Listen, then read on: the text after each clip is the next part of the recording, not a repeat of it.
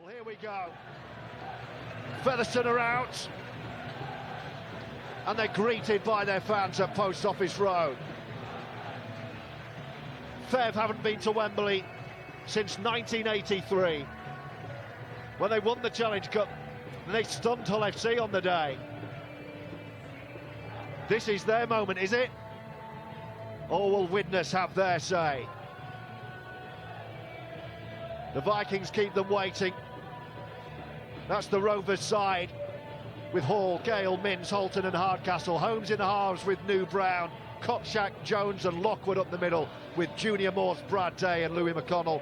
Dean Parrott, John Davis and Callum Field with Luke Cooper on the Featherstone Rovers bench. As Kyle Amor alluded to, 100% their record in the Betfred Championship. Played 7, won 7. And those lucky fans who've got a ticket here at the Millennium Stadium, as it's known this season, at Post Office Road to you and me, well, they'll be expecting another victory this afternoon. They're being made to wait by the Vikings, who have Jack Owens at fullback, then Hatton, Tyra, a former St Helens man himself, with Spedding and Dion Cross, Danny Craven and Joe Lyons. Look out for them in the halves. Matt Cook, the old-timer, grand finalist in 2017 with the Cast Tigers, and Brad O'Neill. Been hugely impressed with Brad O'Neill, the hooker on loan, the youngster from Wigan. Kenny Baker, Shane Grady, the big fella Adam Lawton, who's scoring tries for fun this year, and Matty Smith playing 13. Paul Clough, Owen Fon with Lewis Elson, Will Talik. A few of those names I was reading out, I'm thinking, I bet Kyle knows him. Yeah. You'll know a few of these lads. No, there's plenty of that. There's plenty I've played with and against over the years, really. I'm looking down the team sheets and there's some fantastic mini battles going on right across, from Craig Hall to Jack Owens. In the halves, Tom Holmes and Danny Craven, and the back row, what about that? Two massive athletes in Junior Moores and Adam Lawton going up against each other. Watch that one. Yeah, Adam Lawton is a big unit, and he's been scoring at will for the Vikings. Here they come. Well, here comes half the team anyway. It's almost like they've got changed in various different areas, because half a dozen of the Vikings are out, and here comes the rest of the Widnes side in change colours today, black and red. A little wink up to the gantry from your mate Matty Smith. Yeah.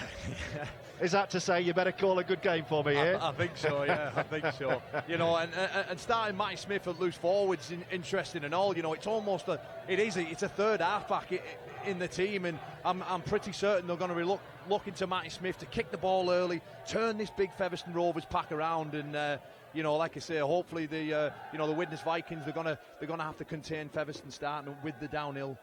So they've got to be bodies in front and ready to take it to them. It's got a real big match feel to this. We will have our 13-second tackle it window for the players to demonstrate as they see fit their support for the RFL's Tackle It campaign against all forms of discrimination, including racism.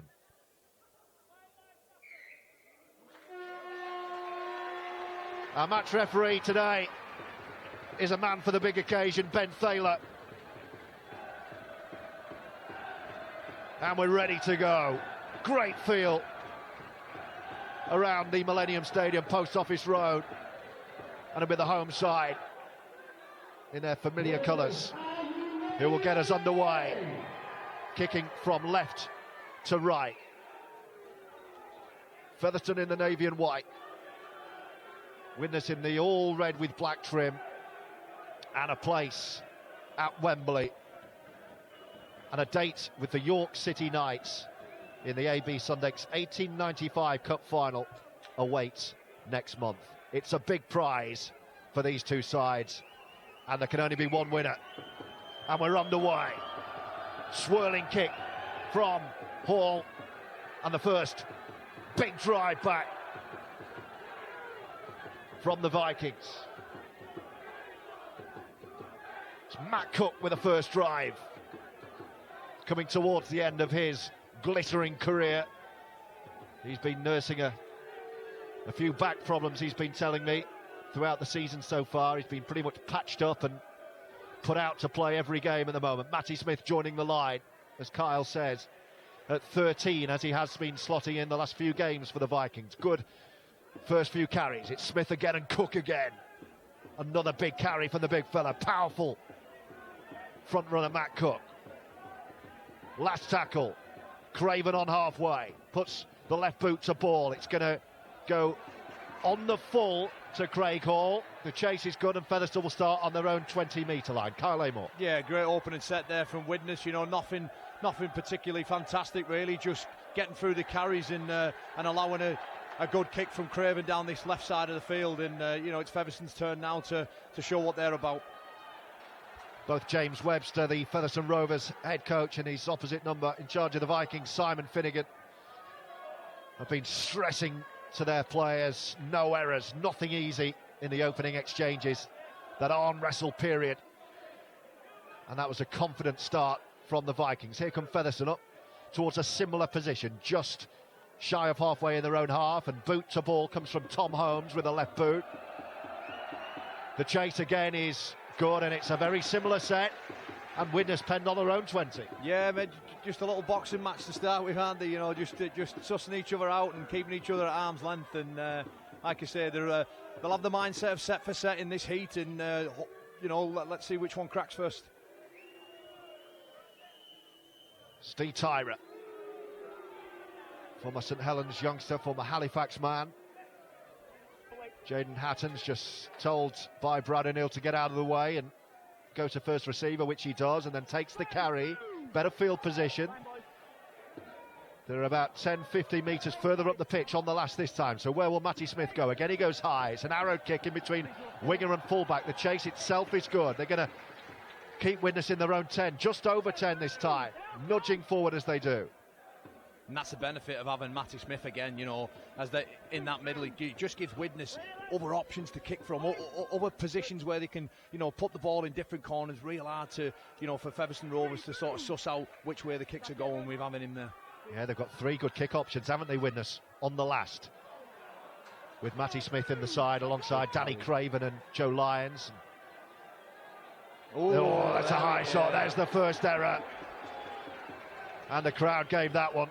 And those are the little pressure releases that I spoke about, you know, who's going to crack first. And, you know, it's Widnes on this occasion, you know, as Craig Hall pumps the ball downfield. And this is going to be the very first set now for Featherstone in good ball. And let's see what Widnes' try-line D is all about. It was Matt Cook, the man who put his hand up and said, sorry, that was me. And it's given the first opportunity for points to the home side. Right in front of the post. Connor Jones is the hooker. Just pops it up to the big fella Kopchak, who's been round the block a few times. Jones once more. Junior Moore's waiting on this right side, but straight back in field. New Brown with a short ball. Scrambling defence from the Vikings on their own line. All the way back, and down the middle they go again. Lockwood. Jones, will he go on his own? No, he comes back. It's shifted, Hall joining into the line. New Brown looking to force their way over on the near side through Frankie Holton. It's the last tackle. And a penalty on the last. Oh no. That's a coach killer. It sure is. Ill discipline. You know, the normal sequence of events, George, doesn't it go penalty, try, and you get the feeling that it's going to happen here. And you know they're near the line when the kicker on the penalty kicks backwards into touch for a better field position, as Craig Hall has just done. Junior Moore's then with the first drive. It's a full set from here. And will the Vikings backline start to creak? Jones to Lockwood once again. James Lockwood grounded. They're banging at the Widnes door off Featherstone early. Jones sweeps it to the left-hand side. Craig Hall on the inside ball. But he's wrapped up by three red jerseys. Jones has a look over his right shoulder, but he goes left. And they're running it this time, and Day towards the line. It's Day over! Has he got it down? Yes, he has! Opening score from Brad Day, and the pressure eventually forced Featherstone over, and it's Rovers who lead by 4 points to 0. Yeah, look, we just mentioned it before, Matt Cook penalty 1 metre from their own try line on tackle 5. It's, you know, it's Widnes' own ill discipline that's led to Featherstone Rovers the opening try, and Brad Day, just comes on a lovely little short ball and too big, too strong. Well worked by Featherstone. Kyle called it. Penalty try is what normally happens, and that's exactly what has given Featherstone Rovers a 4-point lead. Widnes will just be talking amongst themselves now about, look, it's happened, move on from it. Let's have a good response with our defence. Let's go after them. Like I say, not the ideal start for Widnes there. And they'd survived the onslaught from the initial Matt Cook penalty, and then having defended their line, given away a subsequent penalty on the last tackle. Here comes the kick to turn a 4 into a 6. No mistake at all from Hall, and it's a 6-0 early lead for Featherstone Rovers. Here's another look at the score. They just shifted it wide. Great line. Yeah, lovely shape. They have that double up shape where, with two runners try and isolate one guy, and the pass is the right option in the end. And like I say, from Brad Day, when he's running that quick and near the line, it's very difficult to stop, and he manages just to force his way over and ground the ball. 6-0. So restart from Danny Craven. Can the Vikings respond from the early setback and settle the ship? What they will not want to do is give away another penalty this set. Oh, the ball's come free, and that's exactly what they've done. Yeah, they're not giving themselves any chance at the moment, really. I spoke before when they're in the huddle behind the sticks, that the response and the vocal that you want is, let's get after them with our defence and let's get stuck into them in this next set. And to give away a penalty, player 2, and they find themselves once again defending their own 30-metre line now, and they've got to be better and much more disciplined. It's big Adam Lawton, I think. He got the hand in the tackle and ripped the ball clear. And Featherstone with a great chance to back up with another score. Kopchak down the middle. Jones with a glance to his right and then goes left. Lockwood giving the ball a bit of room. Lovely ball to Day again! Day's got 2 in 2 minutes! And Rovers are running riot. Fantastic try there, The ball movement once again was perfect. Lockwood heading up a shape, finds it out the back, and the pass is perfect again. And what a line as well from Brad Day. And he might be fancying himself for an hat-trick before 10 minutes at this rate. Well, how well worked and how easy did that look? Yeah, that's to go through without even a hand on him. It's poor defence from Widnes, really. But again, when you're giving away a penalty, you give away 3 penalties in the opening 8 minutes, you're going to find yourself behind the sticks more often than not. A dream of a start for Brad Day and Featherstone Rovers. He's helped himself to 2 tries in a couple of minutes as the sun comes out over Post Office Road. Featherstone bidding to go to Wembley for the first time in 38 years. Could not have laid a better platform. Hall's hit the upright, but it's a 10-point lead, and already some serious discussions going on. Kyle Amor behind the sticks for Widnes. Yeah, look, obviously it'll be the same chat again. Let's reset, let's get back into the game, and they have to just keep Featherstone. I know it sounds obvious, but they have to just keep them away from the good ball. They've got that many good players running at pace, running at speed. Every single pass that they've put on at the moment's been on the money. So they have to go after this game with the defence. Well, deja vu for Danny Craven. He's thinking, have I not just done this a couple of minutes ago? Ball on the kicking tee. Oh, he's not had the ball in his hands yet. All he's done is kick off. They'll be shell-shocked, the Vikings. That's a good restart, but the bounce pops into the hands of Tom Holmes. They just need to get through a set and get the ball back here, Widnes. Featherstone have started like a house on fire. Lawson into the tackle. Oh, they look hungry, the home side. That's a swift pickup, running at Lawton. He's saying 6 again, I think, Ben Thaler, is he? They're really targeting Adam Lawton, aren't they? Yeah, they're going at the big fella. Yeah, look, They're just trying to make that big body get up and down off the deck as much as they can and just robbing his juice. And, you know, it's no coincidence how 2 of the tries have came from the opposite back rower of him, you know. So, you know, keep watching out for that one. Brown to Moores out the back door. Who's that come off? It's picked up by Featherstone. Ben Thaler saying play on and have 6 more. Jones might only need 1. Rovers are rampant here. It's Gale. Leggy runner. Picked up one-handed by Holton. Frankie Holton has a look. And then sets up. What a chance for Featherstone to score a 3rd. Connor Jones. Moores wanted it. It goes back to New Brown and then to Holmes. Holmes to time the run. He keeps hold of the ball this time. Kopczak wanted that. Here he is. The big fella towards the line. Kopczak on his own. He's over and held up. The former Bradford Bulls man. He'll go back and play it. Wave after wave of Rovers pressure on this Widnes line. And again they come through James Lockwood. Wrapped up by Shane Grady in bright sunshine at Post Office Road. And then over the line and under the post they go. And he does get there, this fella. Craig Kopczak. And Featherstone in dreamland with 3 unanswered tries for a 14-0 lead with a kick to come.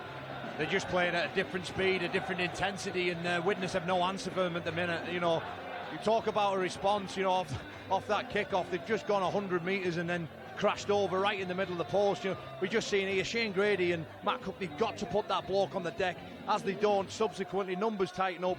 Everybody's sliding off thinking the ball's going to move out wide, and you forget the main job is, you know, eyes up defending and look after route 1. And Craig Kopczak just goes over for the simplest of tries, and, you know, Simon Finnegan will be, you know, he must be feel like he's banging his head off a wall there at the minute.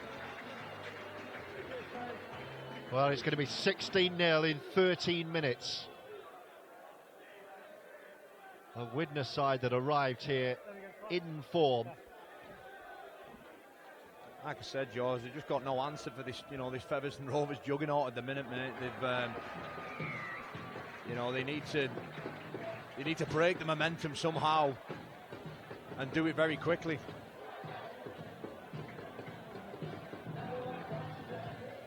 Well, here's the latest score. Yeah, it's all too quick. Craig Kopczak, short ball, he's been doing that for years. Too easy for him, that. Far too easy.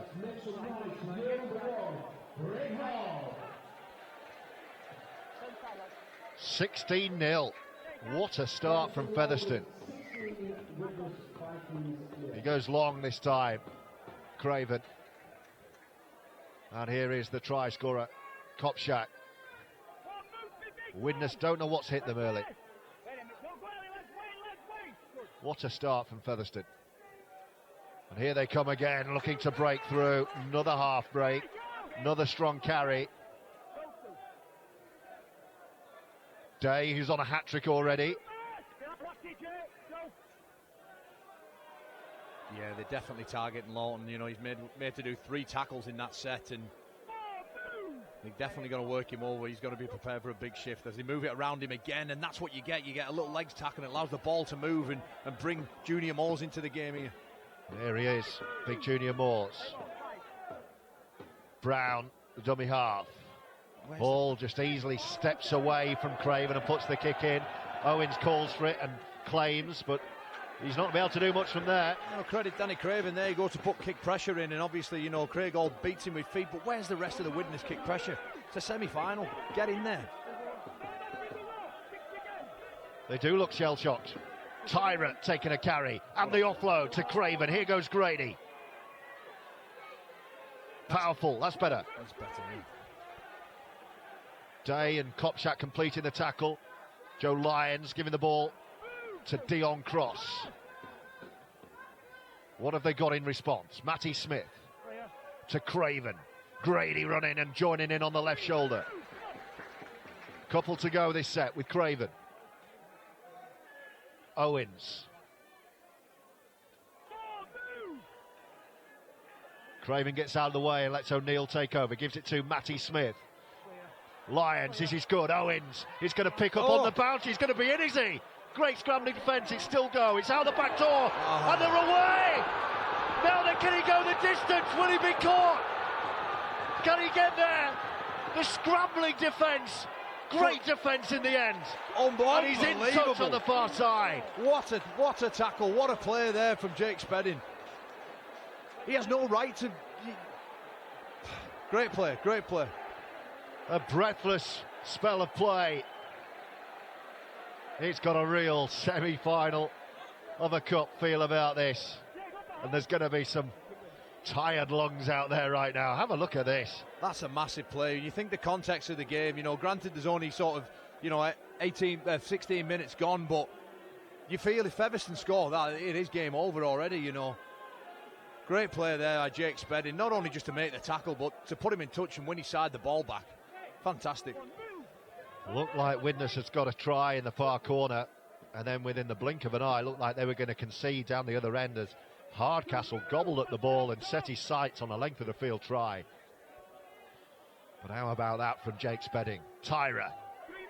It's been a breathless first 17 minutes live on Our League. O'Neill to Smith. Have the Vikings steadied the ship after that awful start, which has seen them concede a point a minute for 16 minutes. O'Neill to Craven with Grady on his left shoulder. It's the last. Matty Smith says, get out the way, I'll take hold. And he does. Into this near corner. Good kick, well judged. It's a great end to the set that there, you know. Featherstone now trapped in their corner, asking them to, you know, to roll down 90 metres to get anywhere near the line. It's, you know, that's what you want, turning your ball over in the corner and putting pressure back on Featherstone Rovers with your defence. Well, they have at least Widnes stemmed the flow of points. But for how long?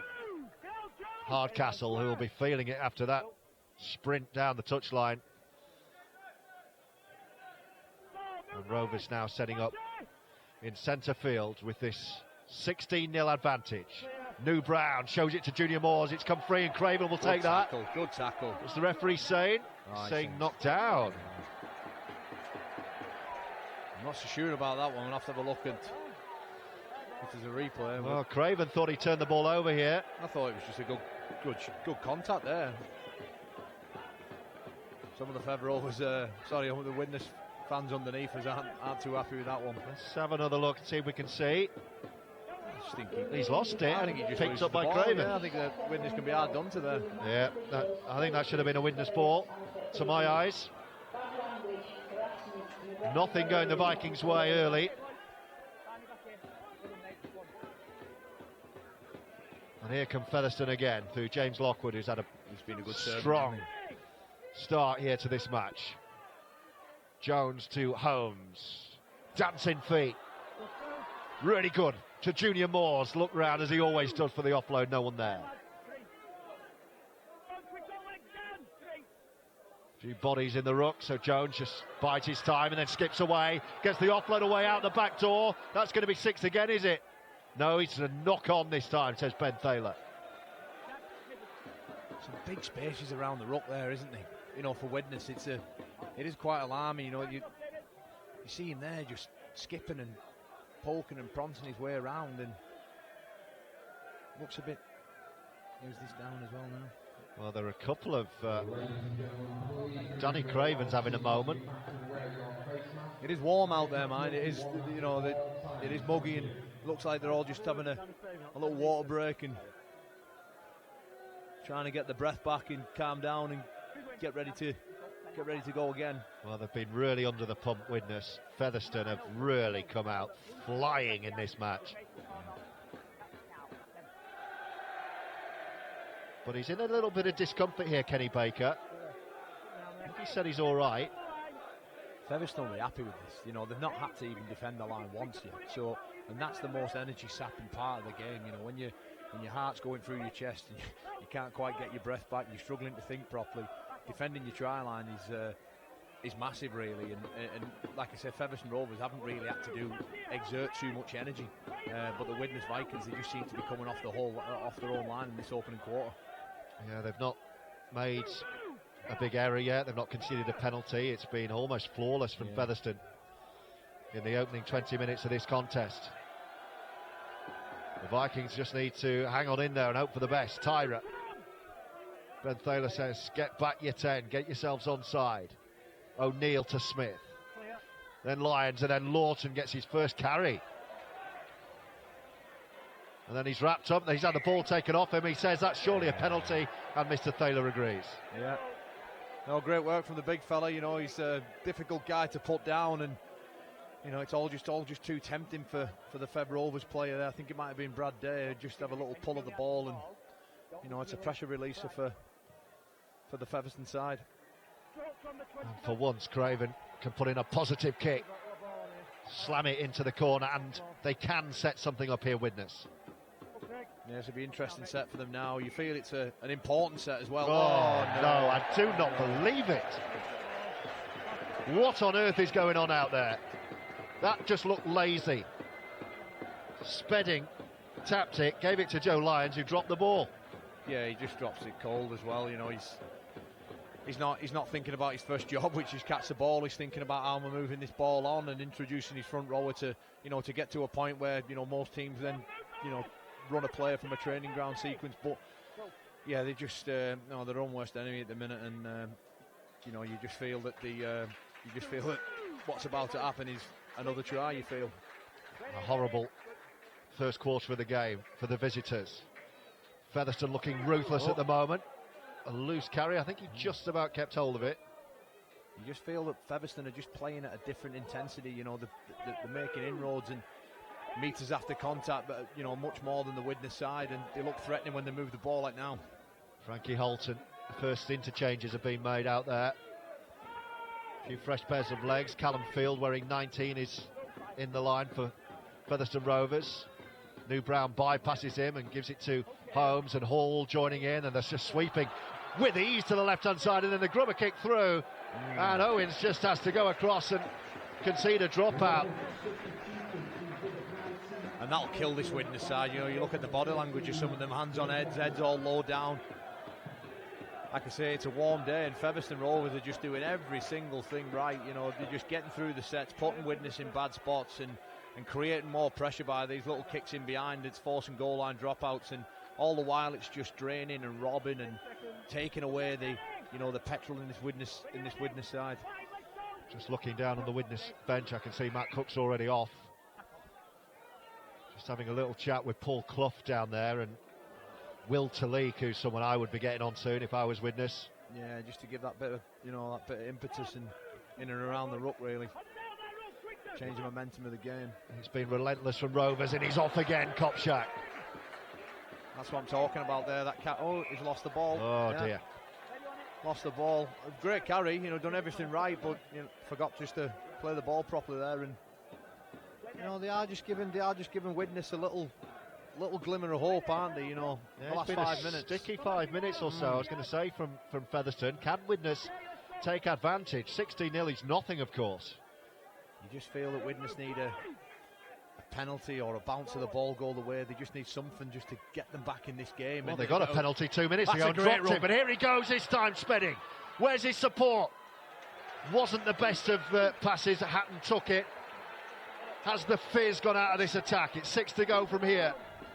Lyons won't be dropping that one. Lawton feeds it wide, but Spedding didn't want that. He just run up the pitch.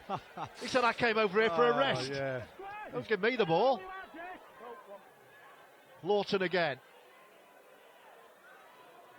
Looking for offloading, isn't he? He is. He's had a really good start to the season. Smith round his ankles. Craven into the line. Owens. Lovely pass. There Owens. it is. There it is. That's brilliant from Owens. And Jaden Hatton puts it into the corner, and it's a forward pass. And it didn't need to be. No, and obviously it's very difficult from where we're stood up here to see how forward it actually was. We're just seeing on the replay now as it looks to. It's always difficult to tell, George, isn't it? But you know, that's just you felt that would have helped Widnes climb back into this game and give us a real, real exciting second half to this first half. And it looks like someone's down with an hamstring or hamstring or a calf. You wouldn't have thought it was cramp after 24 minutes. No, surely not. You'd hope not, anyway. I don't know why the referee hasn't stopped play with the man being down. It was the would-be try-scorer Hatton. Well, that just felt like Widnes' moment. It sure did. But they'll take promise from that. You know, they'll know that they can, if they get the field position right, that they can trouble this Featherstone Rovers side. You know, that's the first real sort of good ball full set that they've had, and you know, barring a forward pass, they're walking in the corner, so there is something there for this Widnes side. Last tackle. Featherstone 40 away. Tom Holmes with a left boot. Good pressure. He never looked like getting anywhere near it. It's gone backwards. It's still the last, says Ben Thaler. So they'll get the ball back over on the far side. Let's try on. And they are just winning the arm wrestle at the moment, Widnes. Yeah, you're just getting the sense that they are slowly crawling the way back into this game. And, you know, the next score for me is massive. The next score either puts the game to bed or it reignites the game itself. So and it is worth remembering what great form Widnes have been in and how they arrive here. Back-to-back big wins over Whitehaven and Oldham. So they can weather this storm and respond. But you're right, next score key. There is Paul Clough onto the field.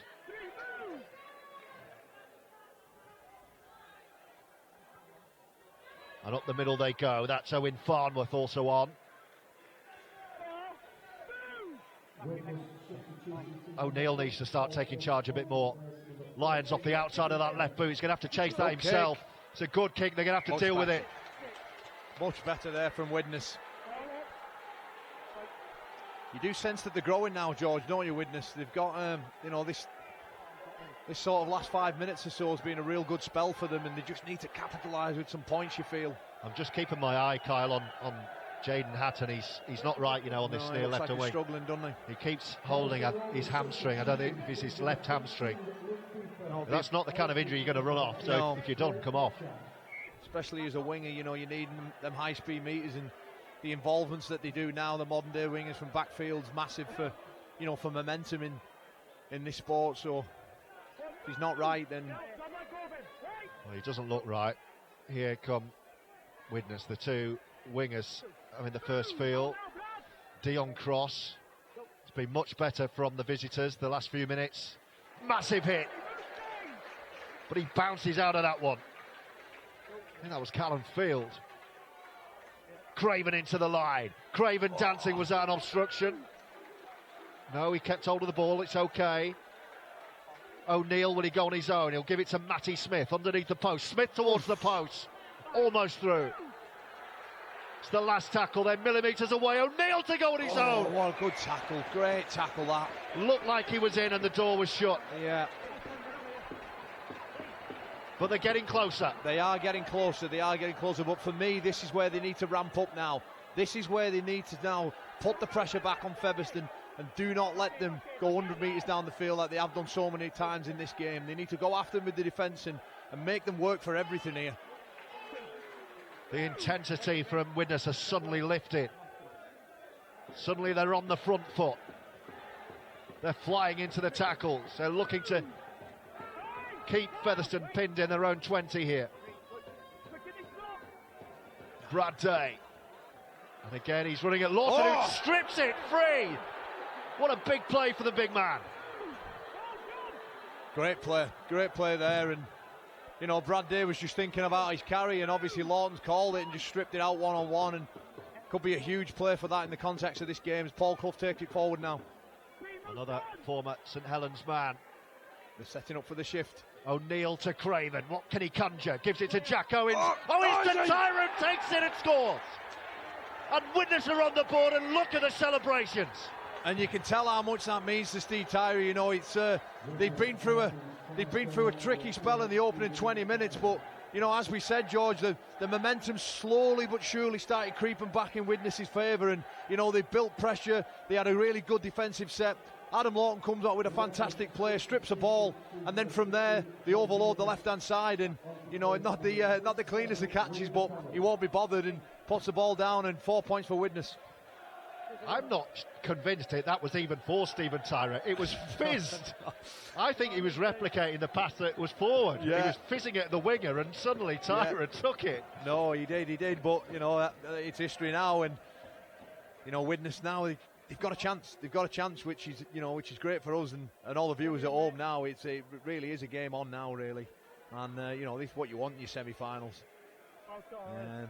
Yeah, that's what the neutral needed. Featherstone Rovers fans who haven't made the trip, I'm sure will disagree, but for the neutral, game on.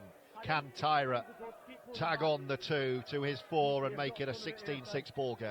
You know, they've obviously game planned Widnes, haven't they, for something down this left-hand side, because you know, most of the good ball sets where they've looked most dangerous is where they've run down that channel, and you know, obviously they've had one try disallowed and another one given.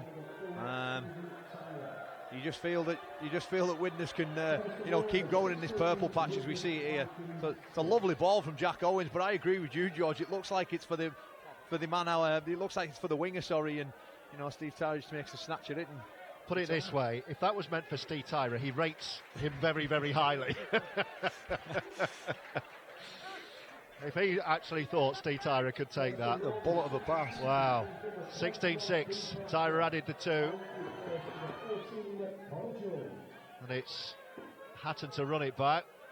Yeah, that hamstring looks okay now. Yeah, maybe he just felt a little twinge. Yeah.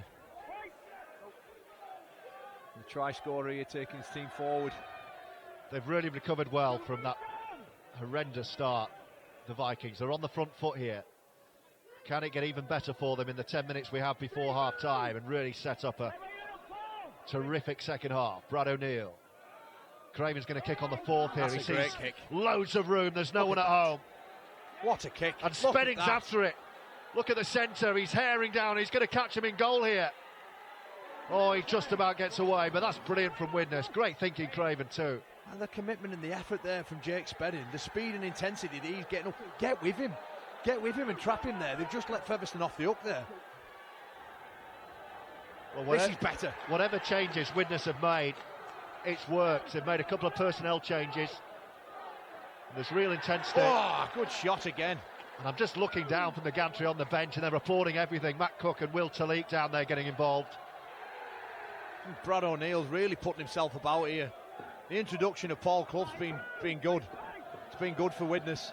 And look at that for a set. He kicks it inside his own 20, and the trade-off is Hatton gets to catch it and takes it over the 50 with Jack Owens.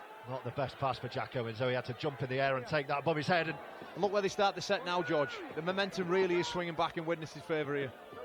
It is. Can they strike again? Owens, who's been really good. He's great when he joins the line with those lightning hands and feet. Hatton looks like he's recovered. He's demanding the ball. Rovers a little rattled at the moment. Craven to Grady. Just calming it down a little bit here, Widnes. Junior Moores completes the tackle. Craven again, the delayed pass to Lyons, and then Owens, the danger man, joins in to Spedding. This is good. They're going to be in touch, though. It's come all the way backwards. Lawton, is it play on? The big fella's still going. He'll score! Has he got there, Lawton? I think he has. What a score for Widnes out of absolutely nothing. Adam Lawton's over, and it is game on. He seemed he had all the time in the world. I thought he was going to try and offload it, and somehow he's just spun out and stretched them 3-metre arms of his out and just plonks the ball down. You know, the ball gets thrown back inside, and Adam Lawton's the first one to react. But look at how many the 6 Featherstone players that can't deal or don't commit themselves to Adam Lawton, and as a result of that, he spins out and, like I say, he puts them awful long arms and dots the ball down. And what a half! 2 different halves in a half. Brilliant. This has been wonderful. I hope you're enjoying our coverage as much as we are. Myself and Kyle think we've got the golden ticket watching this today. It's just, you're lifted by having the fans in. But this just feels like a proper old cup semi-final, doesn't it? Absolutely, mate. You know, I feared for Widnes, if I'm totally honest. But brutally honest, I thought this could be a big score. And you know, we spoke about how Widnes maybe just needed a bit of luck, a penalty, or a bounce of the ball going the way. But they haven't needed that. They've just got them with sticking to the process and sticking to the game plan, and when they've got them down in good ball, they've managed to come up with some good scores. And you know, I think the Featherstone Rovers team will be bitterly disappointed that they didn't shut Adam Lawton down there. He just seemed to have all the time in the world, and you know, we talk about desire and desperation. For me, Jake Spedding's showing it in absolute bucket loads. You know, he's been fantastic this last sort of 15 minutes for this Widnes side, and you know, and hopefully if he gets this kick over, we're back into a one-try game, really. Tyra to put boot to ball. He has done. Flags are up. Fans like it. Widnes Vikings like it from 16-0 down. They now only trail by 4 at 16-12 with 5 minutes to go. Another look at this try. Oh, there's, you know, 1, 2, 3, 4, 5. Look at how many blue and white shirts are in the frame, and not one of them commit to the ball's the threat.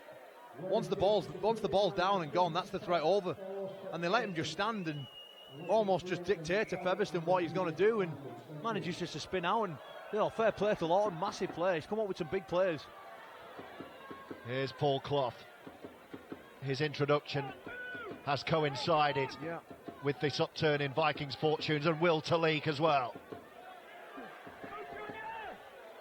He's been one of the standout performers early on in the season for the Vikings.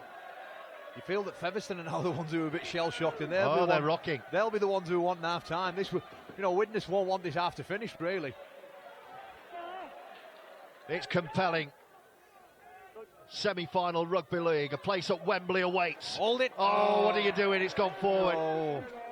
Well, the opportunity for the offload was there. I just wonder whether that big contact kind of make him lost his bearings a little bit. Yeah, he doesn't need to do that, you know. Just get to the end of your set and, you know, turn the Featherstone Rovers around. You know, they're the ones who are rattled at the minute. You've just let them off the hook. And I said earlier about keeping Featherstone Rovers away from Widnes' try line because of all the shape and the speed that they run the plays at. And you know, for the last 20 minutes, Widnes have done that, and they haven't felt threatened or troubled once. Well, you know, this could be a huge set now for Widnes to see this half out here. They've got to make sure that they do a good job in this good ball set. Yeah, can Featherstone strike with a sucker punch, having been on the back foot? They could strike again before half-time, and that could really be a momentum shifter if they do. Dean Parata, wearing 21 off the bench, is normally a catalyst for good things for Featherstone. Junior Moores just bounces off 2, 3, 4, straightens up and says, who's going to stop me? Almost over on his own, right in front of the sticks. Danger for Widnes, who've been on the front foot. Towards the line they go, almost there is Luke Cooper. Parata all the way back. There's surely going to be gaps. Holmes does a 360 into a cul-de-sac and then he's wrapped up. Great defence. And that was on the last. Yeah. So Widnes do survive. Not sure he knew it was the turnover. Brilliant desire, desperation there to defend your line. You know, we go into the final 2 minutes of the game. You know, Widnes just get through this set, kick the ball long, defend up, and then get your rest in and hear what your coach has to say. That's a good carry and all. Steve Tyra giving the forwards a little bit of a breather. Yeah, you can see all the centres and wingers playing down the middle just to give the pack a bit of a break before half-time. And it's got them out of danger. Talik says, I'll have the next. Spins and offload. Lions can get away. Just need more push with him. They need more push and get on the back of these little plays. Owens waits from dummy half. Farnworth. That's a great carry. Well, that looked painful. I hope he's okay. Oh, you never know. He went never down nice in a to lot see of pain. that. Never nice to see, is it? You know, an awful tackle. One of those kind of. It looked like one of those kind of. I think they call them like a ninja tackle, where you swing your legs round and real awful on the back of his knees. I don't know if we'll get to see a replay or not. And it didn't look nice. Didn't look nice at all, really. And there we go. At it now. Oh no, that's a bad one for me. That's Luke Cooper. That's a bad one. Well, the referee, Mr. Thaler, was happy with it, wasn't he? Yeah, it's no, that's. You can't, you know, it was almost like a cannonball, but swinging into it, wasn't it? Really, but did Ben Fearless? He's all right anyhow. So he's happy for him just to play the ball, and that's the main thing, really. Well, Widnes on the last play, and Danny Craven just put the ball in the corner. Challenge it now. Challenge goes high. Gale's after it. Doesn't really get near this, and they're going to have to kick him behind. But has he gone forward off Widnes? I think so. I think Mr. Taylor's saying that's going to be Featherstone ball. Last 30 seconds here. It's been a great half, hasn't it? What a response from Widnes. What a start from Featherstone. And what a cup tie. You know, Simon Finnegan as well. Let's not forget that Widnes have got the downhill next half, which is, you know, I played on this ground, albeit about sort of 10 years ago from my time at Whitehaven, and, you know, it certainly helps running downhill rather than uphill, I'll tell you that. It's not quite as big as the Batley Hill, No, is it? no, it's not quite, but it's big enough. It's big enough when you're doing it for 80 minutes, trust me. Yeah, a few of the big boys will be rolling down the hill, I think, second half. Looks like it's going to be 16-12. Oh, it could be more! Featherstone have got numbers left, numbers right. New Brown to pick out the best option, and they're going to strike right on half-time. Frankie Holton off the break by New Brown, and how big a moment could that be for Featherstone Rovers on the half-time hooter? That is a killer. That is an absolute killer for this Widnes side. And you know, you talk about the psychology of sport. You go in at half-time, one try behind, after working so hard in the last 20 minutes, and it's just a missed tackle there from Shane Grady, and you know, I can't remember who it was inside, but the guy inside needs to shut that down. And what a break as well from Feb Rovers. But yeah, you know, you just feel that is a big score. 20 points to 12, kick to come from Craig Hall right on the stroke at half time, and you know, we've been thoroughly entertained this half, and I'm hoping for more in the second half, George. And like I said, Widnes know what it looks like, they know what they need to do. They've just got to go and make sure that they reassess Matty Smith back and the orders behind the sticks now. He won't be happy with that at all, and get ready to go for the second half. 20 points to 12 with this to come from Craig Hall. And it looks absolutely perfect. And it is. It's a 10-point lead, 22-12. They struck first and last with a purple patch from Widnes in between. But how big a moment could that be in the destiny of this AB Sundex 1895 Cup semi-final? Just look at the body language from Widnes. Yeah. You know, I mentioned earlier about the psychology in team sport.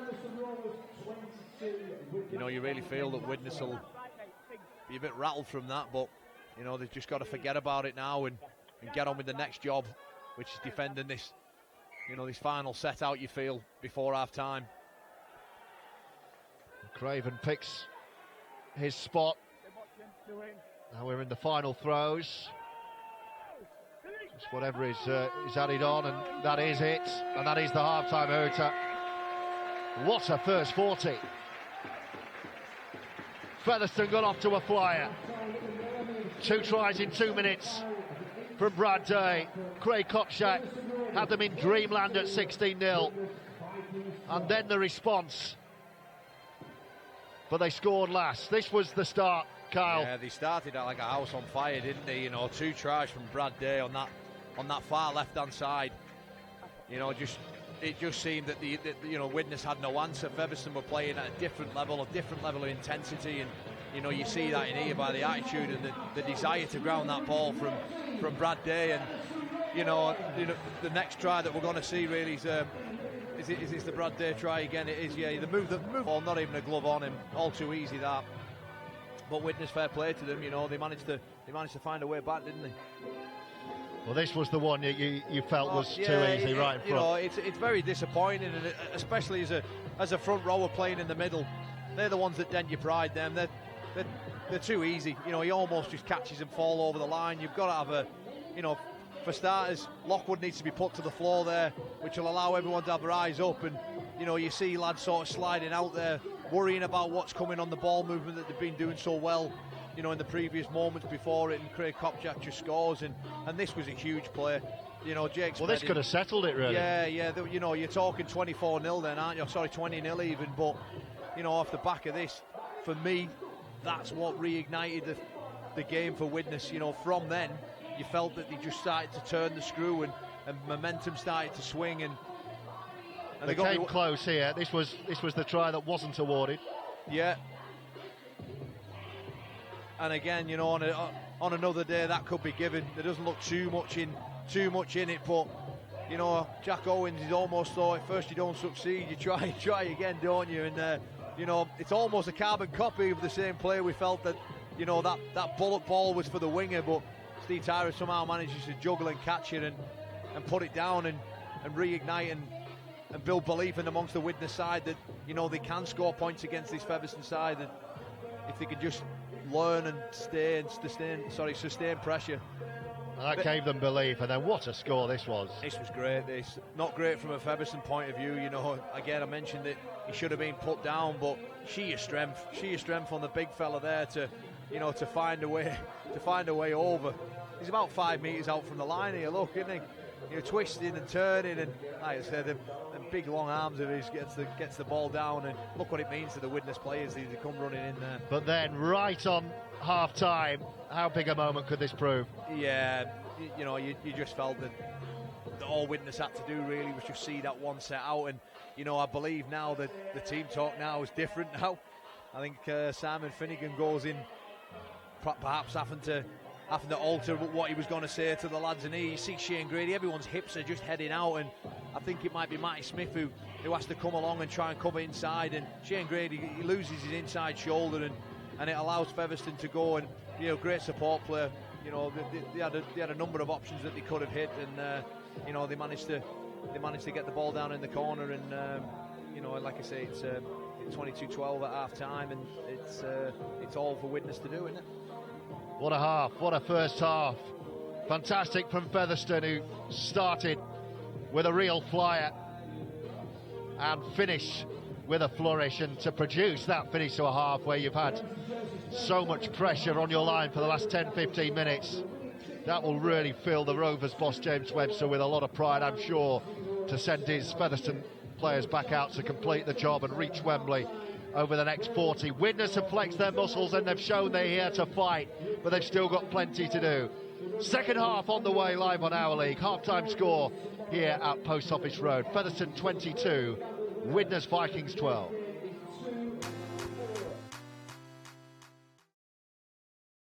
As well. You can see Matt Cook in the bib making his way over to the bench. Had a coffee with him during the week, had a joke with him that he just plays 10 minutes and then don't come back on. That's exactly what he's done today. Yeah. Looks like he's dyed his hair and all, doesn't it? No comment. I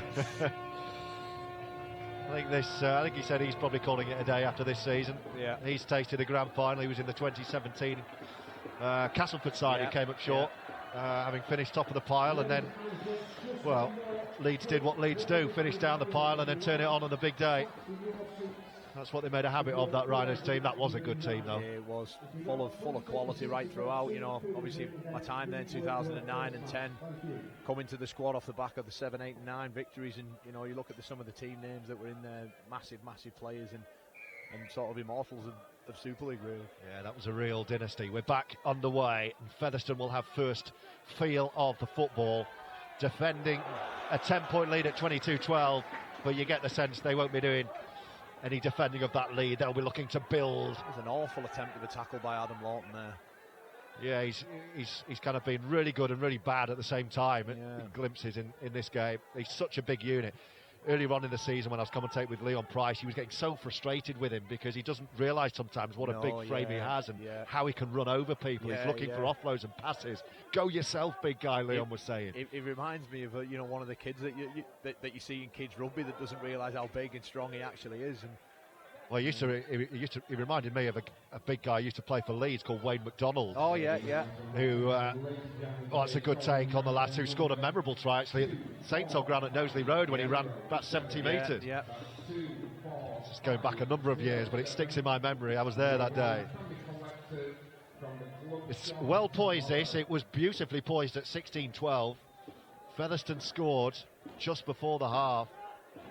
It's quite an eerie atmosphere at the start of this second half. All the fans were bouncing, and now it's kind of real, isn't it? Yeah, no. It's like, who's going to see it through? Well, there's a prize at the end of the 40 minutes now, isn't there? That's what it is. There are coach trips and day trips to Wembley, and here's Paul Clough. York City Knights will be watching this thinking, who are we going to play? Smith drills one low, Daisy Cutter along the ground. It's picked up by Josh Hardcastle. Where's the chase? Chase it. Kyle Amor living and breathing every moment. I can see a bit of coach in you. Talik completing the tackle. As Kyle said, you do sense next score is key. Rovers, the way they've played in patches, could still run riot here if they get the next score. Can Widnes respond for a second time? They've already shown they're capable. Day's on a hat-trick, remember. He's still in control of the football. Play on, says the referee. Ben Thaler today, one of Super League's top match officials. Holmes spinning out of the tackle on this near side. Is Tom Minns. On Parata towards the line. Can he get there? He's lost the ball. It's hacked behind from Talik, but he'd already lost it. Di Parata. It was a clever play. It looked for all money that it was just going to be a kick towards a post, but he switches it back inside to Tom Holmes very cleverly, and nearly forces his way over.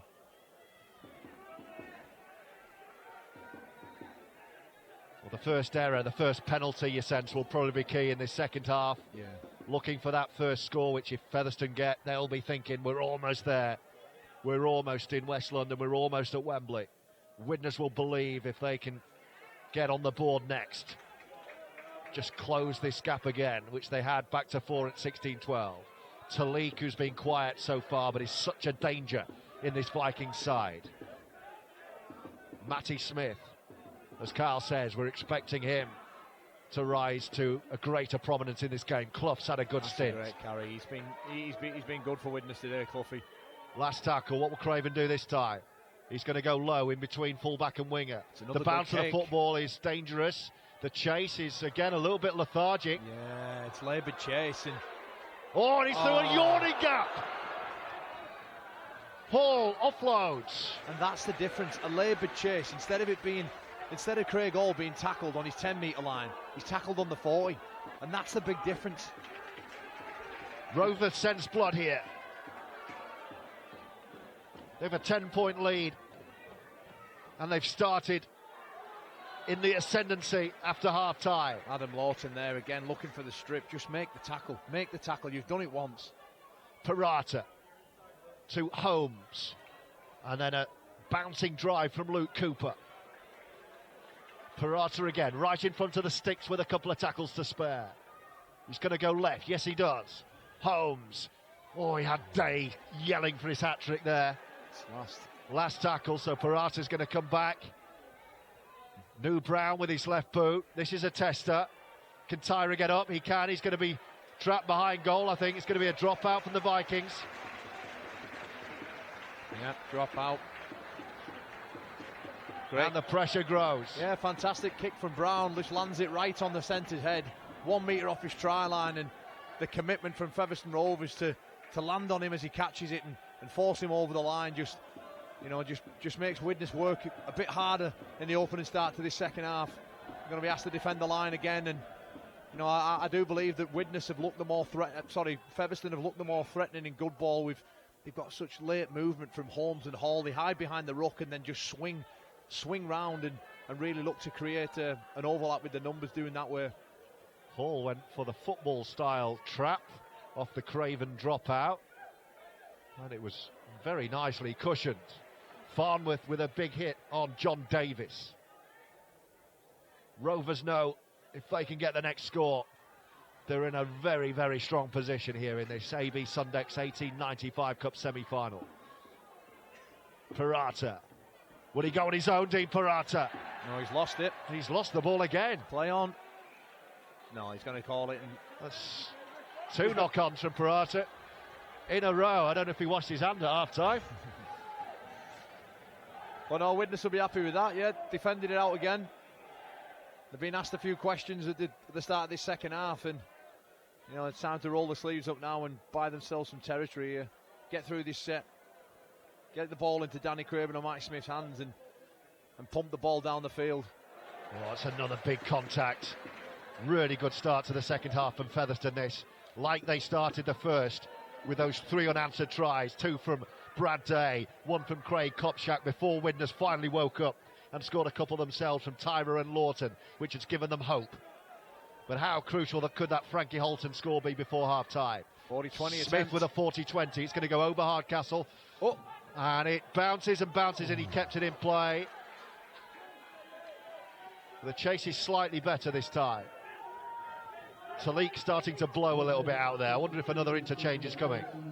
Yeah. Oh, it's a strong carry. O'Neill's knocked off his feet. It was Kenny Baker, I beg your pardon. Oh, another big shot. Who's that? That's Farnworth on Brad Day. Threw everything into him there, didn't he? And having a little bit of a chat about that. Are you okay? Yep, me too. Let's crack on. There's an injury in back play. That's why we've stopped. Here's the hit. This first shot here. Get that into you. Farnworth on Day. And they're just having a chat about it. There's an injury in back play, though. Yeah. He's been led off the field as well, the Featherstone man. He's got a bit of claret coming out of his mouth there. You know, you wonder if it's a head knock from a play earlier that we missed. Yeah, his lips are bleeding from what I can see. It only indicates when two people carrying him like that. Well, Shane Grady's he got a cut above his eye. You just wonder if them two came into contact earlier on down at the start of Widnes' set. So Frankie Holton's off. He's just having that assessed as we look out from our position high up on the gantry. We're right above the two dugouts, so we're just having a little look. He's been assessed right now with the medical staff on the home bench. Paul Clough's having a bit of treatment as well. I think Widnes won't mind these breaks in play, George. Just allows them to get the breath back. And you see Matt Cook desperate to get back on the Widnes bench as well. It's Featherstone who have it. They're in the ascendancy. They have the 10-point lead. Junior Moores, strong carry, almost through. Kept him fairly quiet, haven't they? So far, yes. Last tackle. New Brown. They're going to run it. Oh, look at the kick pressure. Round to Holmes.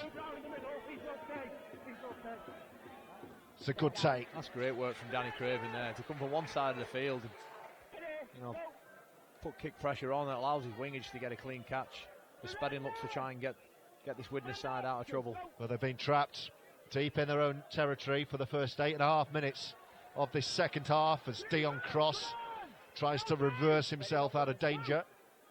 Looking a bit tired, Widnes forwards. They are now. Matty Smith getting more involved. Bunch behind the play of the ball. You can almost throw a blanket over all of them, such as they're that tight. You know, looking to move the ball, but there's nothing really out there to move it to. And it's another big shot on Tyra. And as a result, you get that.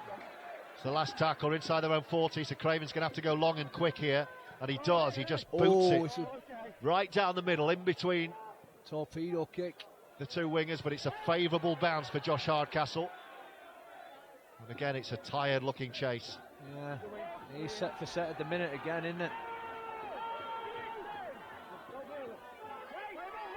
Don't give away penalties, that'll be the chat, really. Keep Featherstone Rovers down here and look to get the ball back in better field position. They've not really had a chance at Featherstone's good ball. At Featherstone's try line. Parata to Kopchak down the middle. Kopchak back out there, just looking to steady this. Featherstone Rovers go forward up. Parata's made a big impact. There it is. But it's another error. That wasn't Parata's error, but no.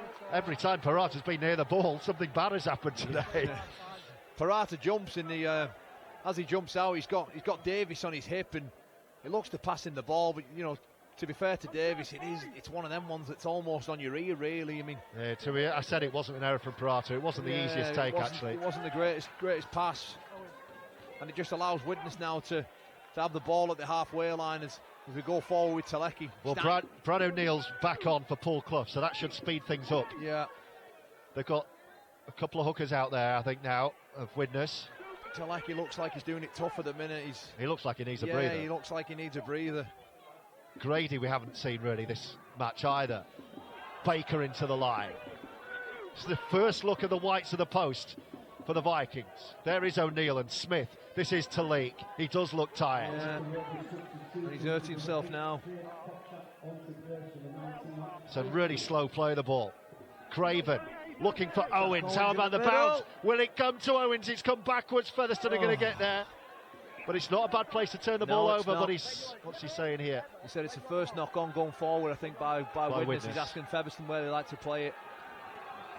Well, that was better from Widnes, but yeah, they are going to lose 10 metres or so because it was knocked on. No, look, they'll be happy with that. You know, you don't have to score every single time you get down there, which a lot of teams sort of think that is the case. But you can be happy just turning it over, and again, it's another form of building pressure, and the game's all about building pressure. And Kyle Amor with us, great insight from the St Helens man on Our League. I hope you're enjoying our live, exclusive and free-to-air coverage this afternoon of this AB Sundex 1895 Cup semi-final. We're live from Post Office Road in Featherstone. And here come Rovers. You just feel the game's gone a bit flat at the moment, don't you? It looks like someone just needs to take hold of it and inject something into the game. Yeah, no spark second half. Kopchak looking for the flat ball. Didn't quite get it away to John Davis. Need the kick pressure here. Got to be good. It's the last tackle. He has all the time in the world to pick his kick. Holmes, again, it's... Oh, well, he didn't fill me with confidence there. He called for it early. Why is that not a 20 restart? I thought he caught it over his own line, didn't he? Ben Failer obviously feeling not the case. Not the case, but he was off balance as well. Yeah, maybe his foot was still in the field of play. I think that's why it looked a little bit ungainly. Tyra wrestling away. Yeah. Featherstone looking to get to Wembley for the first time since 1983. Castleford Tigers are already there, 4 miles up the road. It'll be deserted in this part if Fed can do it. It will be last one out, turn the lights off, won't it? Have Widnes still got a say in the destiny of this semi-final? They're giving the ball a bit of room down this near side. This is better. It's going to try and take him on the outside. The offload in, and it's picked up by Jones. Yeah. Well, they're just starting to try something. Yeah, you feel it's perhaps a bit early to be trying stuff like that, you feel, but, Jake Spedding... Well, he knew he was offside. He knew he was offside. He just ran into him and got the penalty, did Gale. Yeah. Very clever, Gareth Gale. Knew there was a man offside, ran at him and got the penalty. Been really impressed with Jake Spedding today. He's been one of Widnes' best, and he's just tried to go around them there. He could have perhaps stepped back inside, but it's all easy me saying it stood up here, not in the heat of battle. But no, look, now they've got some work to do with Widnes. Featherstone will look to set up a player that will go through a set sequence that they've practiced and prepared for. Having watched the video on Widnes, and normally take it. Yeah, there we are. The second front rower to a point round about that stick, and then they'll overload something. There he comes, haul round the back, swinging round. Holmes joining in. Day's on a hat trick. Can Featherstone find a way over and take a giant stride back to Wembley for the first time in 38 years? Holmes picks up a difficult one round his ankles. Davis straightening up, resetting in front of the post. Parata to scamper to the line. Holmes again. Floated ball over to this near side. Back inside from Hardcastle and then picked up by Hall. Flat kick, looks dangerous. That could be going absolutely anywhere. And it's picked up by Widnes and they survive. That could have been anyone's. Yeah, no, that could have been anyone's. But credit Widnes, they were the first ones to react and get on it. Oh, what an offload that is from Tyra. Yeah, it was just a Danny Craven who almost didn't expect it really, and that's to take the tackle. You feel now that, Widnes just need something here. They just need a big carry. They need whatever it may be that they just need a little leg up, you feel, to get down the bottom end of the field. It's on a knife edge, this cup tie, this semi-final. Featherstone in control. Nothing doing second half. 22-12 was the half-time score, 15 minutes in. It's just been an arm wrestle. It's the last, so Smith is just going to have to drill it for territory here. Turning Josh Hardcastle around, but he's got 20 metres space to play with here. It's another tired-looking chase into Will Talik, who's surely going to be replaced soon.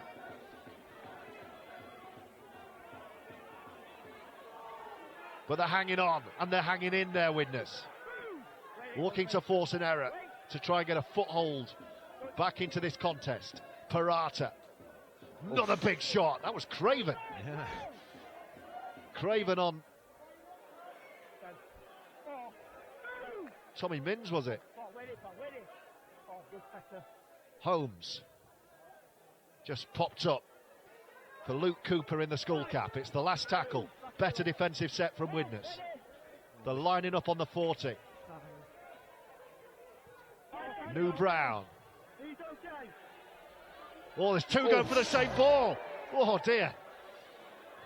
Well, they got away with it. Let's play on still. Oh, he's got caught around the head there. And Craven saying he's taking a head whack. Can we have a look at him? Mr. Thaler happy to play on because there's no blood.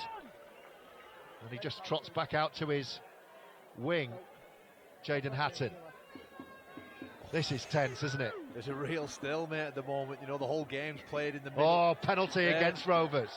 The whole game's been played in the middle third of the field. Well, we've been calling for it for 10 minutes. Will Talik eventually does decide he needs a rest. I mean, he's got through plenty of Fair work. play to him. You know, We've been saying he's blowing and he's still been out there completing the work. Yeah, he's in the trenches all right.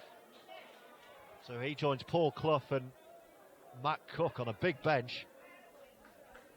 You know, looking to a short breather perhaps and get them big bodies back out there, you know, with the last sort of 10-15 minutes of the game to try and create some ruck speed, create some momentum, because when Widnes have done that, they've looked so much more threatening when they're allowed to play off a quick ruck and allowed to play off the back of momentum, but you know, all too often they just haven't really had enough of it.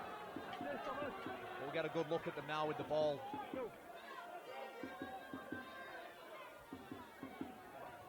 Kenny Baker driving up the middle. Brad O'Neill, you just wonder whether he's got a say in this match. He's had a really good lone spell, the young hooker. Knows the way to the try line. Baker, good step. Parata got him around the shoulder. It's play on. They've got numbers in the line. It's the big fella Lawton again! And he's over again! You don't stop Lawton from there, and his second of the game breathes new life into the Vikings. And is that game back on? It sure is for me, George. You know, Adam Lawton again, once again, just showing he's too big, too strong near the line. Hits a great line and, you know, just carries 2 or 3 bodies over with him. And, you know, I mentioned about that momentum in the ruck speed. It all comes off the back of a quick play of the ball. Hits it out wide and, you know, Adam Lawton there, he just strolls in. Again, too big, too strong. Well, what a moment. You just felt that was the first penalty, was it, of the second half? The first piggyback up the pitch, certainly, and look what it's yielded. And what that reminds Widnes is that if we get near their line, we know we can score points. We've done it now on a number of occasions in that first half. The first real chance and opportunity that they've had on this Featherstone Rovers line, and, you know, a quick ruck and a short ball, and they found themselves 4 points, and, you know, 22-16 with the kick to come. Tyra, can he hold his nerve? He's taking it back narrow. It just nudges off the near upright and then flies through the post. And it's 22-18, and it's anyone's. 20 to go. With a place at Wembley at stake. Yeah, sure is. You know, Widnes now growing, all running back, ready to receive this kick-off, and the Barmy Army behind them are going bonkers at the minute. Really trying to, you know, drive the team on for this last sort of 20 minutes of the game. What a cup tie. Oh, it's tense. It's tense inside the Millennium Stadium at Post Office Road as Featherstone kick off. Can the Vikings capitalise on this big foothold they've given themselves back into this cup semi-final? A place against the York City Knights awaits next month at Wembley on Challenge Cup final day in the AB Sundex 1895 Cup final. And fair play to Widnes for hanging on in here. Featherstone haven't been beaten this year. Apart from in the Challenge Cup, of course, as O'Neill skips out of a tackle and goes to the ground. It's the last tackle right on halfway. They'll look for Craven and say, go long. He just dabs one into space behind Josh Hardcastle, and it pops up for Hardcastle. And the chase is on the 20, and that's where he goes and bounces into Craven, who follows his own kick. Matty Smith, the two halves completing the tackle, although Smith played at 13 today. Key moments in this cup tie. Rovers still know if they can find a score, they'll be pretty much there. It's Widnes who need to keep this comeback going. Parata to Kopchak down the middle. Runs straight at Lawton and then offloads flat. He picked out the big fella then and said, let's see what you got. Parata to Holmes. Holmes is through the gap. Has he got support? He's ankle tapped and gets a penalty, and they could take the 2 here. There's one or two of the Widnes middles who are feeling awfully sorry for themselves, getting back in a laboured, retreating into the defensive line, all too laboured. It's a cup semi-final. You've got to find that energy. You've got to ignore the voices in your head and get back behind the ball. And when you don't do that, you allow big gaps to appear behind the ruck. And someone like Tom Holmes, he's going to take that all day long. And then a bit of ill discipline to knock him off the ball after you've pretty much defended the whole set. Craig Hall, this will be meat and drink for him. 2 points just slightly to the left-hand side of the sticks from 25 out. He should slot this now, and it still keeps, it still would make a try and a conversion. Yeah, it would still be a one-score game, but Widnes, every time they seem to get a foothold in the game, they just sort of let it slip away somehow. Craig Hall and he has, through the post to give Featherstone a 6-point lead with 18 minutes to go. Rovers still in pole position for that Wembley return. You still feel there's more points in this game, George, don't you? It's definitely not going to stay like this. I still believe that there's another 2 tries in this game, and there's some awfully tired bodies out there now on both sides of the field, I must say. But like I said earlier, you want an easy way out, and you've just got to find a way and push through it. The prize and the reward is so much better than the pain that they'll be going through right now. Craven restarts, he drills a low one. It's a dangerous bouncing ball, and it's picked up, and here they come again, and another big carry. Good defence from Widnes. Key moments in this game with 17 to go.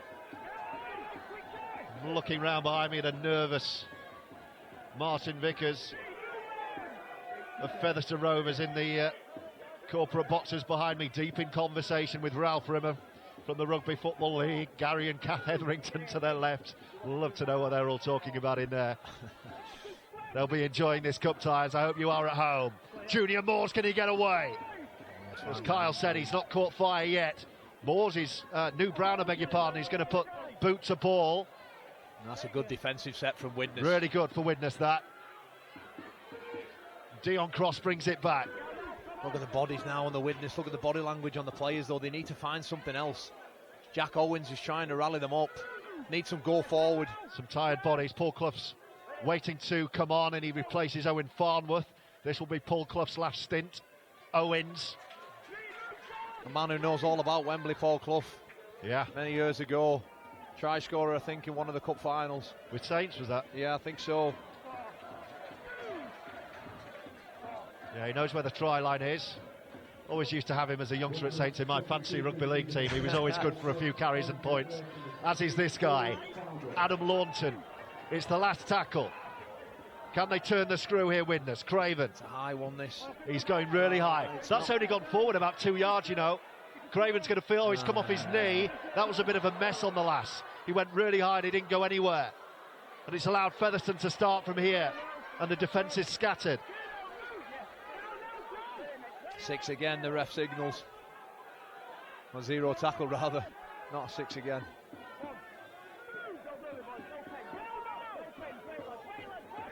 $15 to go. 6 points in it. Gareth Gale for Featherstone. York City Knights waiting at Wembley.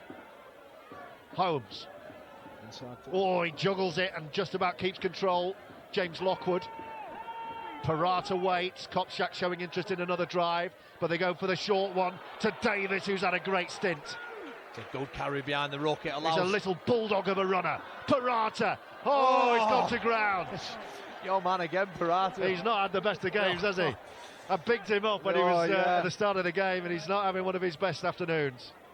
No, I mean, it's almost like the ruck is just too quick for him. He jumps out and it's someone's desperate attempt at an ankle tap, and it manages to put enough off Parata, whose pass ends up a bit wayward and all around the ankles at Tom Holmes. And Steve Tyra now takes it forward. I'll give you a 10-minute warning or so, Kyle, as well. You'll be on player of the match duties. I'll be asking you in about 10 minutes to select your hourly player of the match. Could be from either side at the moment. There's been some good performances right across the park, really, hasn't there? Is there a match winner? Is there a match winner yet who we haven't seen, who's going to make a name for himself? Maybe look down the short side. No. Who's got the most energy? Clough is back on, running into traffic. And Kopczak and Parata. One bit of magic, perhaps. One bit of... Oh, Spedding's gone backwards. No, he's knocked it on. He was looking forward and knocked on, and that's a poor error from Widnes, and Featherstone will get the ball back here. It's a poor pass selection as well from Lyons, I think. He's just sort of not even looked when he was throwing the ball, maybe anticipating that obviously there was going to be a runner there, but it ends up finding nobody. Poor end to the set for Widnes. They can't afford to be giving ball away like that at this stage in the game. They are behind, they are chasing the game. If they're not going to do it with the defence, they've got to do it with ball in hand. Next score could decide this contest. Lockwood. He's been good today, Lockwood. Parata to Kopczak, and then on to New Brown. This is good. It goes through Hall. They're just starting to creep up here, Featherstone. Is this the moment for Rovers to win it? One-up drive from Gareth Gale. Still going. Still going. Strong. Leggy runner, the winger. The defence right on their own line. It's an awful pass. It's over the head, but it could work here. Holmes has picked it up. He fizzes one in. It's come to ground. And that's a knock-on. Nobody. Wow. It really is tit for tat, this game. Littered with errors in the second half, really. They're just looking for that one big pass that could have sealed the victory. But it came to ground. There's another Widnes injury and back play here. Sometimes I think for Featherstone, less is more, really. When they've just challenged them around the ruck and looked to roll, like Matty Smith's been out there all game, getting in and around players who have been out there for long periods in the game, in this heat, in this intensity. Danny Craven, who's injured, by the way. He looks groggy as well. He's rejoined the line, but it doesn't look good. No, he's side-kneed him more than ever, really, now. He's holding, what's he holding? His right arm. Right arm. I mean, he's in the line, but I don't think he wants the ball. No. And that's a real problem. There's no point being out there if they can't give him the ball. Hopefully it's just a stinger or something he can run off. Cross. It's a bit better. The Widnes, they just need to fight. They need to fight on the floor and get a quick play of the ball. They're not really playing off slow rucks every single time. Well, Matty Smith's going to have to take over here because Craven's still nursing that injury. That's better. That was Baker. Now the kick forward. Can he chase his own kick? He's off after it, Spedding. He's gathered it, Spedding. And he's going to be in touch, is he? He's not. He's done so well to stay in the field of play. What a game he's had. Hands it on. Lawton. Owens. There's surely going to be numbers on the far side. Grady. He's chosen the wrong option. They had an extra man on the wing, Widnes, and Grady kept the ball. Last tackle. Owens to put the kick in. Looking for Cross. It's going to be too high. It's patted back. Spedding off the boot. Can Cross get there? It's just going to be too long. And Featherstone survive. Oh, what a chance for Widnes. Huge chance. Huge chance there. Shane Grady's got to do better there. He's got to fight. He's gone for the glory himself, and he had two guys over there on with nobody in sight around him other than one Featherstone Rovers man, and it just becomes a simple catch and pass, draw and pass, whatever you want to call it, but he's absolutely bombed a chance there for Widnes. That could have been the moment for Widnes to draw level. And you just feel how important that chance may be, in the last 10 minutes of this game. Can Featherstone make them pay? Here they come. One-handed pick up Parata, then to Holmes. Day, who's on a hat-trick, runs straight into Lawson. What a battle that's been. We heard that thud from up here then. Gantry started shaking. Hall thought about an early kick. He's had a good game too, Hall. It's good defence on him. Runs into Brad O'Neill. Brown is going to kick on the 4th. Cross will call for that again and then steps out of the tackle, but it's a good tackle. It's a great tackle. And look where they have to start, Widnes here. The game's on the line, last 10 minutes. Widnes have had one great chance to get right back level. Will they get many more? Can Featherstone see this one out now? Need to keep playing off these quick rucks here. He's got Featherstone on the back foot now. Oh, the ball's come out. It's going to be a knock-on. Big decision. And he doesn't like it. He's furious, he's Hatton. Hatton thinks that should have been a penalty. Ben Thaler says otherwise. This is Featherstone's chance to seal the win.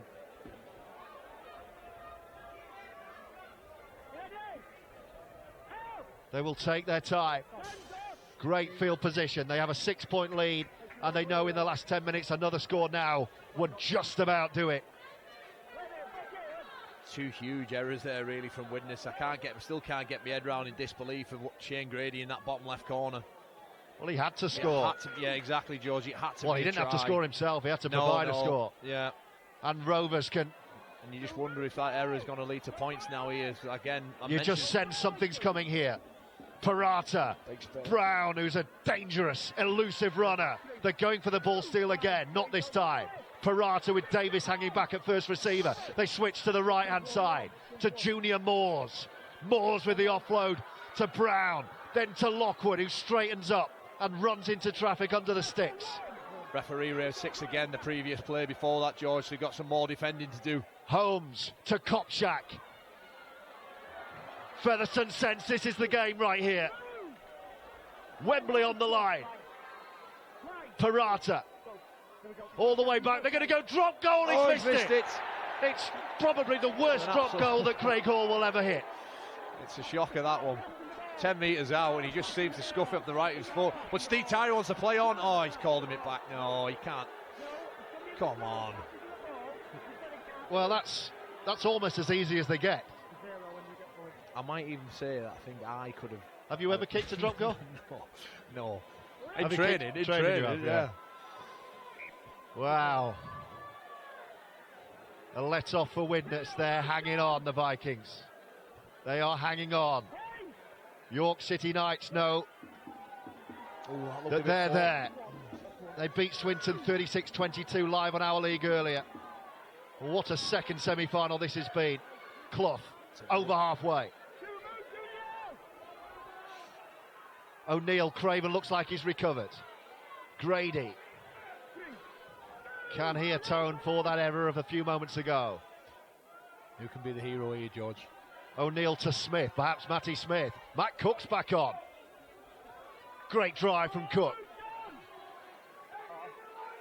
Getting the first in the last 10 minutes by the looks of it. O'Neill, Smith, Lyons joining the line. The Lawton train runs on and he goes towards the line. Last tackle. Can they force another set or better? O'Neill, awful pass. Smith picks it up brilliantly. Great kick as well. Tyra goes up, knocks it back for Grady, kicks it backwards. It's still play on, but it's a right mess. Owens might pick this up on 40. Oh, he said play the ball. He's brought it back, Ben Thaler. And actually, I think that'll do Widnes because they were in trouble there. Yeah. Breathless stuff with 5 to go.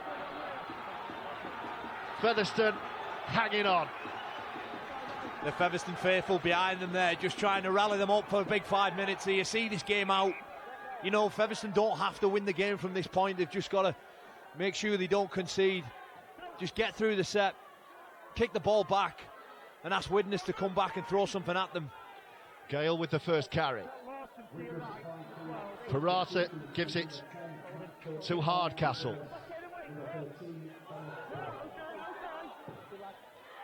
I can hear the Widnes bench shouting that he lost the ball down beneath us. Don't think he did. They're just going to complete the set here and put a good kick in. Time is on their side, Featherstone. It's Widnes who have to force something. Tom Holmes to Craig Kopchak, a try scorer this afternoon. Runs over the top of the Vikings line, and it's the last on the 40. Holmes, what will he do? They're going to run it, Oh. and Day's through a gap.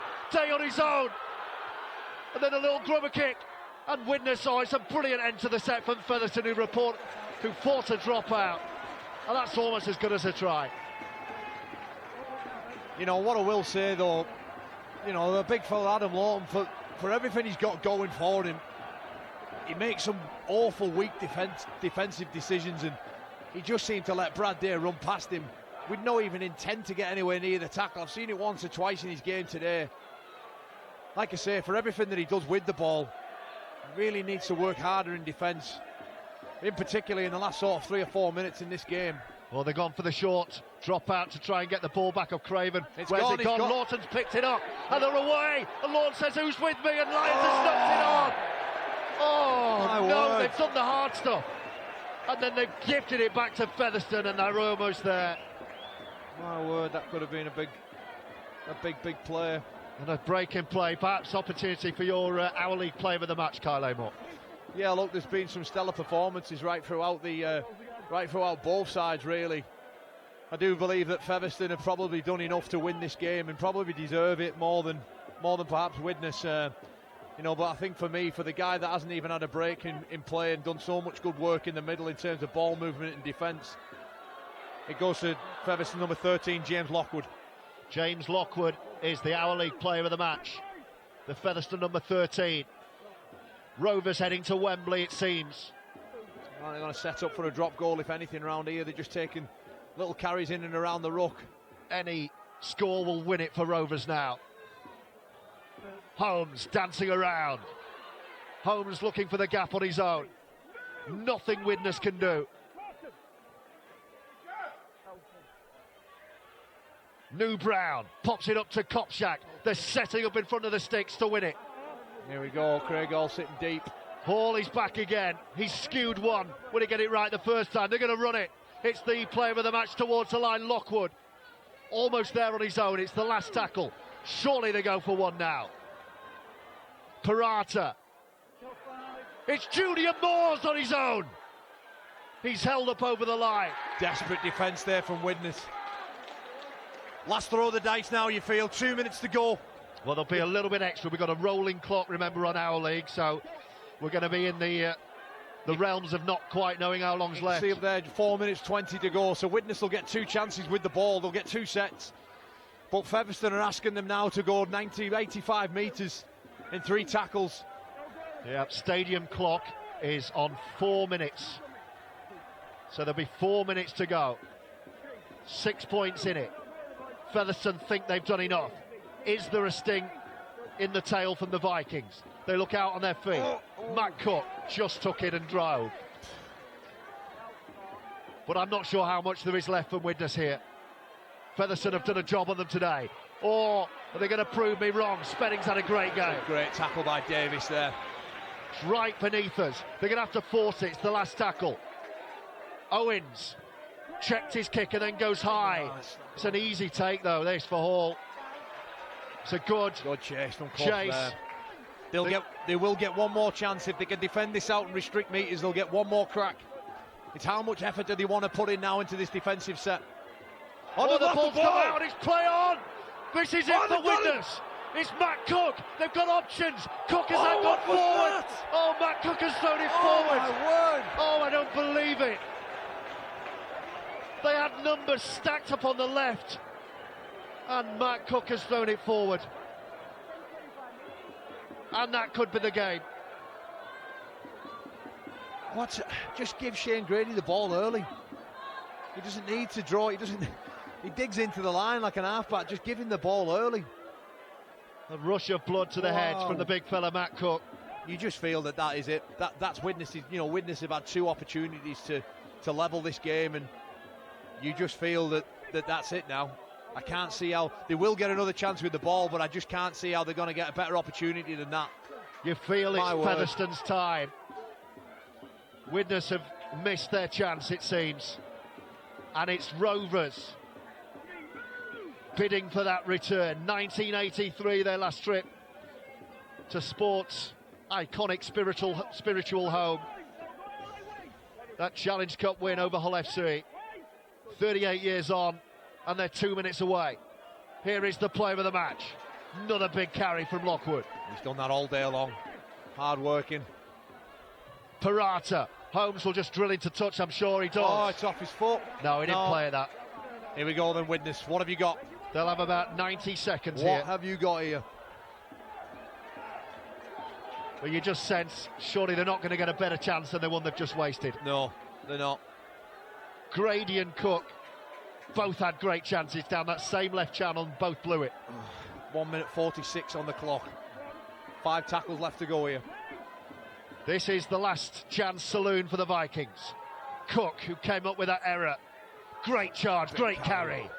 In fairness to Matt Cook, that's not his strength, carrying and playing the ball like that. And that's why I just said, just give it, just find someone, one of your halves or something, just early.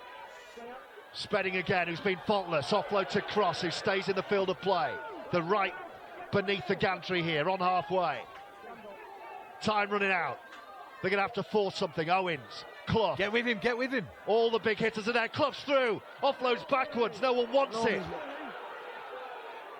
Owens eventually picks it up himself. Bounces off New Brown. Then the floated pass. That's forward as well. It's play on this time. Momentum perhaps. I didn't feel that was forward. 45 seconds left. Widnes trail by 6. Wembley the prize. Owens says, get behind me. Lawton can make something happen. Spedding into the line. He's got Cross with him. Oh, and he's thrown it into touch. And he's thrown the cup tie into touch. He said to Dion Cross, where were you? Matty Smith, he's furious.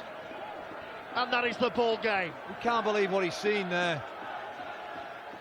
The Featherstone fans behind the post to our right are bouncing up and down. What a sight that is. Yeah, I really feel for Jake Spedding there. You know, he's had such a tremendous game, and for me, he was close to the man of the match. But he almost just thought that his winger should have been on his shoulder. He's not really looked. He's almost just a catching a bit of a blind pass, expecting him to be there, and he wasn't. It's in touch, and there's 8 seconds left. And this is it. Featherstone Rovers poised to end that long wait. The hooter sounds, and Widnes sink to their knees in despair. Down and out, devastated and defeated. It's fantastic Featherstone's day, all right.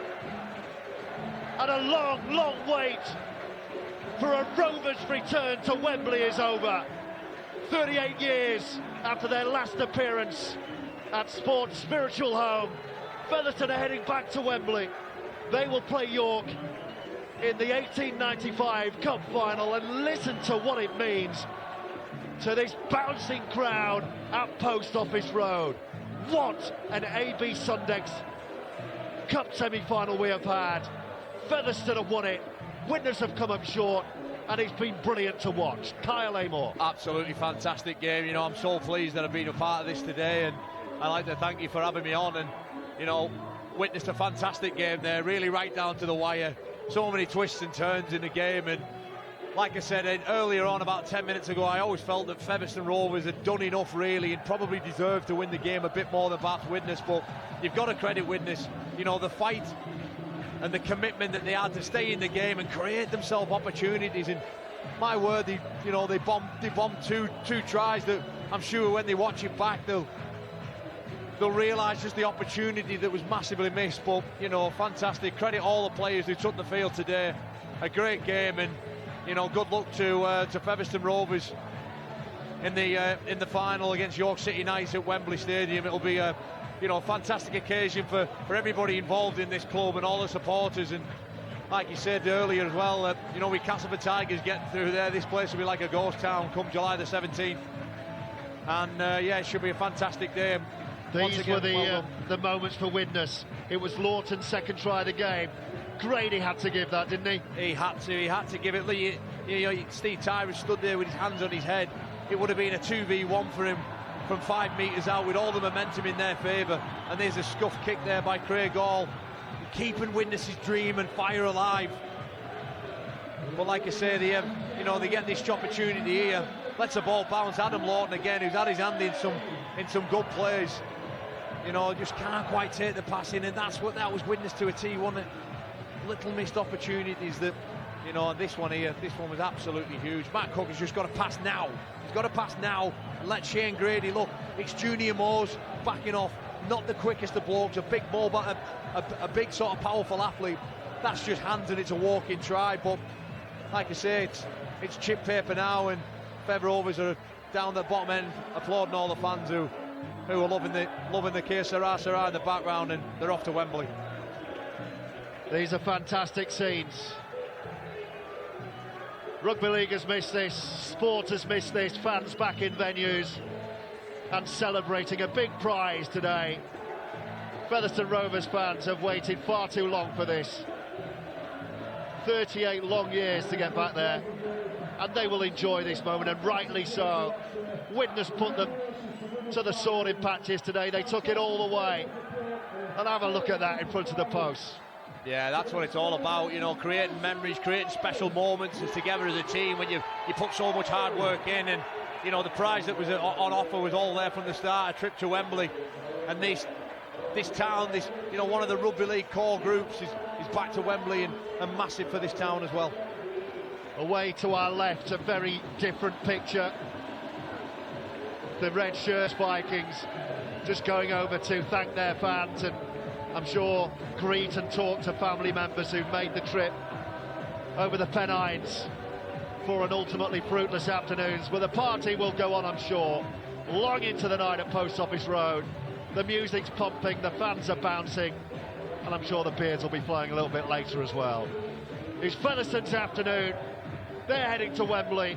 They've won it 24-18, and they will play the York City Knights in the final of the AB Sundex 1895 Cup on the same day of the Betfred Challenge Cup final, with Kyle and Saints and with Castleford next month, and that will be a very special day for those four sides involved in rugby league. Some of the fans are making their way out, most of them are staying put to enjoy the party. That's as far as we go. Kyle, it's been great to have you alongside me for that.